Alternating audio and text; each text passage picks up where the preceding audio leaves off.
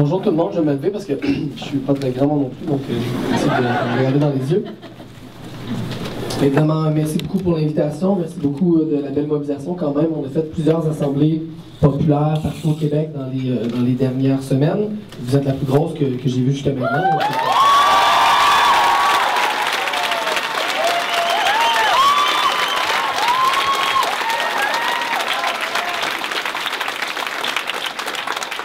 Donc, bravo pour la belle mobilisation aujourd'hui, bravo aussi pour la belle mobilisation que vous avez faite à l'UQO tout au long de la grève. Vous avez été une des régions les plus éloignées, les plus mobilisées, pas les plus éloignées, et puis vous avez démontré que, en fait, face à toutes les critiques qui disaient que le mouvement étudiant était un mouvement montréalais, bien qu'au contraire, la mobilisation était aussi vive, voire encore plus vive en région que dans les grands centres, donc je voulais aussi vous féliciter de ça. Bravo aussi pour la résistance, la belle petite résistance que vous avez offerte au rectorat qui a tenté ici d'empêcher notre venue. Je crois qu'il faut toujours essayer de voir les réactions de ces gens-là comme une confirmation de l'importance de notre lutte et comme une confirmation du fait qu'on a raison, parce que si on n'était pas dangereux par nos propos, si on n'était pas dangereux par nos idées, bien, ils nous laisseraient aller partout. La preuve de la pertinence de la tournée de la classe, la preuve de la pertinence de notre manifeste, puis plus largement, la preuve de la pertinence du mouvement qui a eu ce printemps, c'est qu'on voit les gens qui détiennent les privilèges avoir de plus en plus peur, trembler lorsqu'on va dans les régions. C'est arrivé ici, c'est arrivé à Trois-Pistoles, mais ce qui est beau aussi de voir, c'est que dans ces endroits-là, partout, les communautés se sont soulevées et ont fait reculer et ont imposé disons, leur volonté sur celle des petites élites locales. Alors bravo pour ça aussi.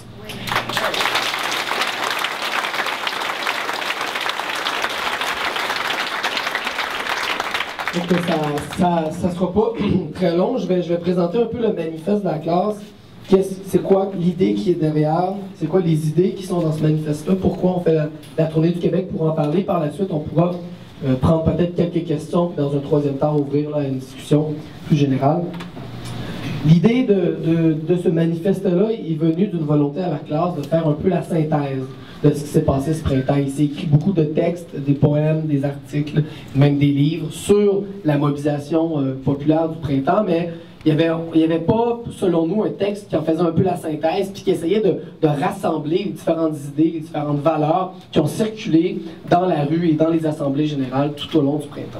Donc l'idée de ce manifeste-là était d'aller chercher tous les grands thèmes et d'essayer de passer de l'étape du refus à l'étape de l'affirmation, c'est-à-dire d'essayer d'écrire dans un petit document, pas trop court, mais pas trop long non plus, pourquoi on se battait ce printemps, parce qu'évidemment, je vous apprendrai rien en vous disant que c'était pas seulement un refus de la hausse des frais de scolarité qui a motivé les étudiants et les étudiantes, mais c'était aussi une affirmation d'une nouvelle possibilité pour le Québec, de d'autres projets, de d'autres idées, de nouvelles institutions plus démocratiques, plus justes, plus égalitaires, plus vertes.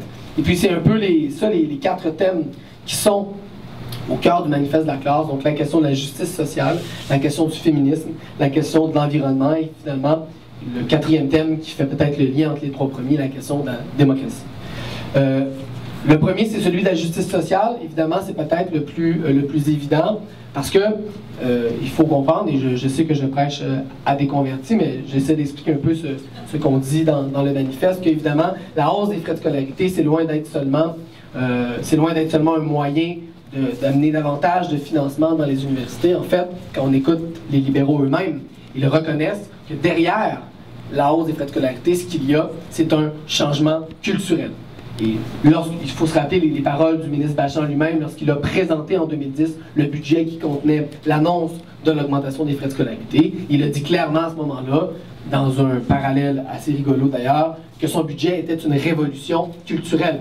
On a trouvé ça bien comique sur le coup que le ministre libéral emprunte une expression maoïste, mais au fond, il y a beaucoup plus qu'une blague là-dedans. Il y a une affirmation très claire que l'objectif des mesures de tarification des services publics, c'est avant tout de changer la culture politique québécoise, de rompre avec cette idée de gratuité des services publics, avec cette idée de fiscalité progressiste qui caractérisait jusqu'à tout récemment le modèle québécois, un modèle social-démocrate qui était loin d'être parfait, mais qui quand même avait l'avantage d'être moins pire que les modèles anglo-saxons, du Canada anglais et des États-Unis qui, eux, exacerbent là, les inégalités sociales. Alors, de l'aveu même, donc, des libéraux, la hausse des frais de scolarité, c'est avant tout une mesure culturelle, on pourrait dire idéologique, pour briser le modèle québécois de redistribution de la richesse et passer vers un modèle à l'anglo-saxonne des services publics privés, services publics qui fonctionnent selon le fameux principe de l'utilisateur-payeur. Et c'est ça le premier propos du manifeste, c'est de souligner le fait qu'en fait, il faut voir derrière la hausse des frais de scolarité une révolution tarifaire, une révolution, oui, culturelle, idéologique, où ce qu'on veut, c'est changer de modèle de société. Et je crois que la résistance qu'ont démontré les libéraux face aux revendications étudiantes, le fait qu'ils aient tenu le fort aussi longtemps, qu'ils aient jusqu'à aujourd'hui refusé de reculer, démontre que dans cette révolution culturelle, la question des universités, la question des frais de scolarité universitaire est cruciale. C'est-à-dire que la question de l'accessibilité à l'université est un peu la clé de voûte du modèle québécois. Alors, si vous êtes capable de briser l'idée de frais de scolarité abordables, voire de gratuité scolaire, si vous êtes capable de briser le mouvement qui est le défenseur de ces acquis-là depuis des années, c'est-à-dire le mouvement étudiant, si vous brisez ces deux obstacles-là, et ensuite, le champ est ouvert, le champ est libre pour toute une autre série de réformes de tarification et de privatisation des services publics, non seulement en éducation, par exemple, en imposant les frais de scolarité au cégep, mais aussi dans le système de santé. Et ça serait drôlement dangereux pour les Québécois et les Québécoises. Donc c'est peut-être la première idée du manifeste, la question du choix de société auquel on fait face actuellement et qui est reflété d'une manière assez éclatante, je crois, dans la résistance étudiante face à l'augmentation des frais de scolarité. Le deuxième thème, c'est le thème du féminisme. Un thème qu'on nous reproche souvent, c'est beaucoup souvent sous cet angle-là qu'on nous attaque. On nous dit aussi qu'au fond, ça n'a pas vraiment rapport, que ça détonne un peu de notre propos général. On sait que le féminisme, dans les dernières années, n'a pas très bonne presse au Québec. Nous, je pense que la manière la plus simple de l'expliquer, c'est qu'en fait, quand on parle de mesures de tarification des services publics, quand on parle de passer donc d'un financement collectif à un financement privé et donc d'imposer des tarifs pour avoir accès à des services publics, ça attaque évidemment tout le monde, mais ça attaque un peu plus ceux qui sont déjà défavorisés, je dirais structurellement par le système. Ça attaque tout le monde doit payer le tarif en question, mais c'est plus lourd pour ceux et celles qui sont déjà en situation de précarité. Or, ce qu'on remarque au Québec, c'est que bien qu'il y ait eu des gains très importants en termes d'égalité homme-femme, il faut souligner d'ailleurs ces gains-là, il reste encore des structures qui défavorisent d'un point de vue systémique les femmes. L'exemple peut-être le plus facile que l'on peut donner, c'est qu'aujourd'hui au Québec, les femmes font encore 70% seulement du salaire des hommes. Ce qui veut dire que par exemple, dans le cas des frais de scolarité, si vous avez une dette étudiante, bien, en moyenne, le poids de la dette étudiante va être beaucoup plus lourd sur les épaules des femmes que sur les épaules des hommes. Alors pour nous, il n'y a rien de contradictoire, au contraire, c'est tout à fait logique de se dire une organisation féministe, parce que si on veut vraiment arriver à une société juste, une société égalitaire, bien, il faut non seulement briser les discriminations économiques à l'accessibilité aux services publics, mais aussi, et ça me semble autant voire plus fondamental, les discriminations de genre. Donc la question du féminisme, très très importante, parce que les femmes, structurellement, sont déjà défavorisées et donc dans le fond, des victimes de première ligne de la révolution tarifaire. Le deuxième exemple qu'on peut donner, c'est celui des soins de santé. Si on tarife les soins de santé, à qui est-ce qu'on s'attaque? Bien, à ceux qui ont davantage recours aux soins de santé. Et ça, c'est très connu et c'est avéré statistiquement que les femmes, en moyenne, ont beaucoup plus recours aux soins de santé qu'aux hommes. Et donc, si par exemple, on instaurait un ticket modérateur, bien, ce serait structurellement désavantageux pour les femmes. Donc, c'est le deuxième thème. Le troisième, la question de l'environnement, qui est un thème particulier parce qu'au début de la grève, c'était pas du tout là. C'est-à-dire que dans les premières assemblées générales, même dans les premières manifestations, on voyait très peu d'allusions, à la fois sur les pancartes, dans les discours, quand on parlait aux gens, aux questions environnementales, mais c'est peut-être un thème qui est apparu, c'est peut-être le thème connexe qui est apparu le plus rapidement, et je crois que c'est pas anodin. Autre exemple qu'on peut donner, c'est que l'événement de toute la grève où il y a eu, disons, il y a eu le plus d'agitation, où il y a eu le plus de confrontation, ça a été lors du Salon Plan Nord à Montréal. Et je trouve ça assez intéressant de constater ça. Je crois que c'est pas anodin que ce soit à ce moment-là précis qu'il y a eu le pic là, de l'affrontement et de la confrontation. Parce que je crois que tout au long de la grève, Vous savez, on dit souvent la grève a été une grande opération de politisation pour les étudiants et les étudiantes. Mais un des éléments, je crois, de politisation important qu'on a vu à l'œuvre, c'est de faire le lien clair entre la question de l'économie et la question de l'environnement. On s'est rendu compte, en fait, que le gouvernement libéral, celui qu'on a devant les yeux, et malheureusement aussi, en grande partie, les gouvernements péquistes qui l'avaient précédé, se sont livrés à, d'une manière générale, on pourrait dire, une privatisation du bien commun. Quand on parle de bien commun, on ne parle pas seulement de l'éducation et de la santé, mais on parle aussi des forêts, on parle aussi des mines, on parle aussi de l'eau, on parle aussi des ressources naturelles qui ont été et qui sont encore sous attaque. Évidemment, l'exemple le plus connu et le plus d'actualité, c'est le fameux Plan Nord, où on a un gouvernement qui littéralement va vendre pour des peanuts, comme on dit, le sous-sol québécois à des grandes corporations qui vont détruire la nature, qui vont détruire les communautés autochtones ancestrales qui habitent sur ces territoires-là depuis pas des décennies, pas des siècles, mais des millénaires. Et pourquoi, au fond, pour avantager qui? Pour quelques emplois à court terme, mais surtout pour le plaisir des actionnaires, des grandes compagnies qui, eux et elles, vont s'en mettre littéralement plein les poches. Alors, ce lien-là d'un gouvernement qui, à la fois sur les questions sociales et les questions environnementales, prend des décisions qui favorisent une minorité de la population et non pas la majorité de la population. On l'a vu s'épaissir de plus en plus tout au long de la grève. Et ça, c'est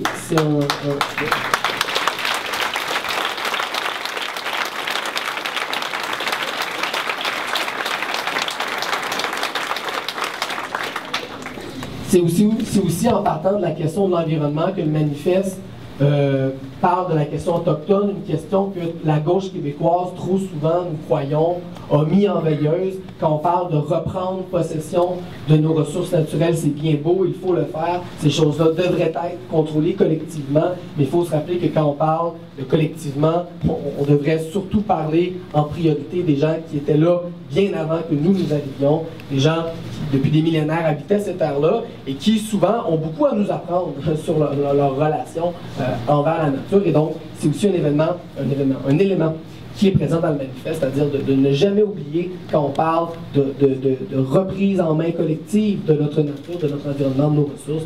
Il faut aussi toujours penser aux Autochtones qui trop souvent ont été oubliés. Il faut le dire, pas seulement par la droite, mais aussi trop souvent par la gauche au Québec. Ça, c'est... Ouais.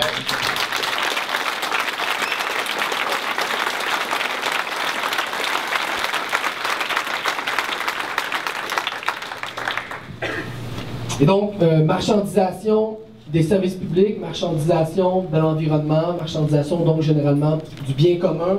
Qu'est-ce qui nous permet de faire le lien en toutes ces marchandisations-là, pourrait-on dire? Mais pour nous, c'est la question de la démocratie.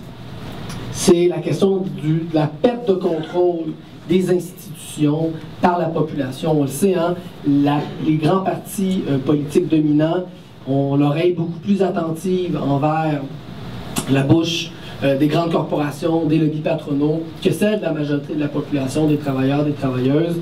Et ça, je crois que, en tout cas, c'est là-dessus que le manifeste se clôt. Et c'est ça, je crois, qui nous permet de faire le lien entre les différentes attaques que l'on a. C'est qu'on est face à un système économique qu'on appelle le néolibéralisme qui a tellement pris d'ampleur dans notre société, qui est venu à ronger à peu près toutes les autres finalités, tous les autres objectifs que pouvaient avoir les institutions communes. C'est-à-dire que, par exemple, les universités, pour donner l'exemple le plus évident, ont été tellement rongées par l'économie que dorénavant, lorsqu'on nous parle d'éducation, en fait, ce dont on nous parle, c'est l'économie.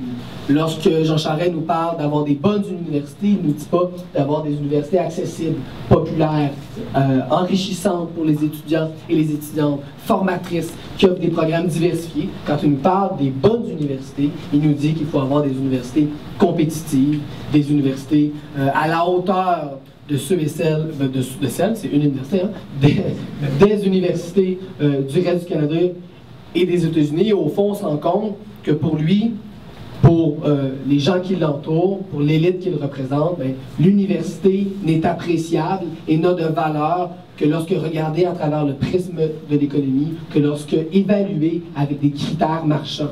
Et on dit ça, je donne l'exemple de l'université, et c'est exactement la même chose pour les ressources naturelles, c'est exactement la même chose pour le système de santé, pour les programmes sociaux. Alors notre ennemi ce n'est pas le Parti libéral du Québec, le Parti libéral du Québec en est peut-être un des principaux chevaliers, disons, mais l'ennemi, c'est un système économique qui a pris toute la place, qui a rongé à peu près toutes les institutions. Vous savez, on a beaucoup parlé dans les dernières années au Québec de corruption. Et quand on a parlé de corruption, on a beaucoup parlé de pots de vin, de malversation, on a beaucoup parlé de copinage. Mais sur une note personnelle, je pense que la vraie corruption, celle dont on devrait parler, la vraie corruption, c'est quand les institutions elles-mêmes, celles qui devraient nous représenter, celles qui devraient travailler pour le bien commun, sont détournées de leur finalité originale pour servir des fins marchandes, des fins privées, des finalités donc individuelles. Et donc, quand on parle de corruption, je crois...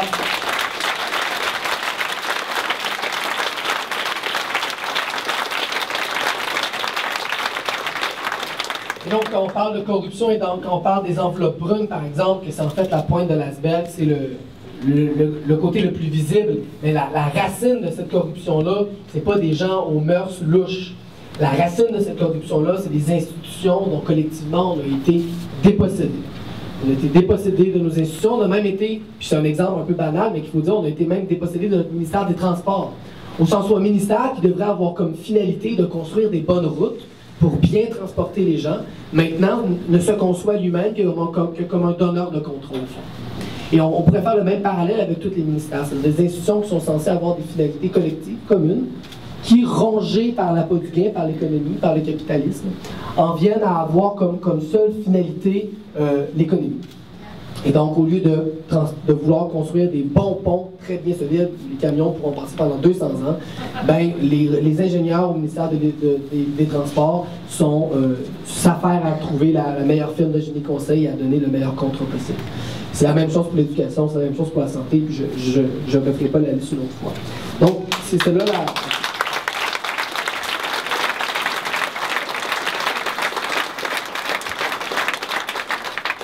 Et cette perte de contrôle des institutions collectives, je crois que c'est probablement la première raison pour laquelle notre grève, nous l'avons organisée sur des bases tout autres, sur des bases de démocratie directe, d'organisation autonome, d'action directe. C'est ce qui a fait la force de ce mouvement-là, c'est ce qui l'a rendu insaisissable pour le pouvoir, incontrôlable pour le pouvoir policier, pour les autorités locales également.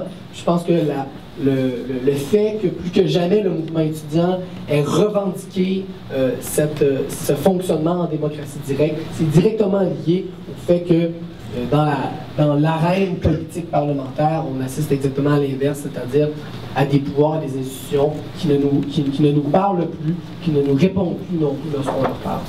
Et donc, je vais conclure là-dessus, mais avant d'ouvrir la discussion, je pense que l'idée d'avoir une assemblée populaire comme ça, c'est pas juste de se gargariser dans des idées avec lesquelles on est déjà d'accord, c'est aussi de penser qu'est-ce qu'on fait maintenant. Parce que quand même, on est disons, en train de sortir de la plus grosse mobilisation de l'histoire du Québec, fort probablement, une mobilisation que personne n'avait vue.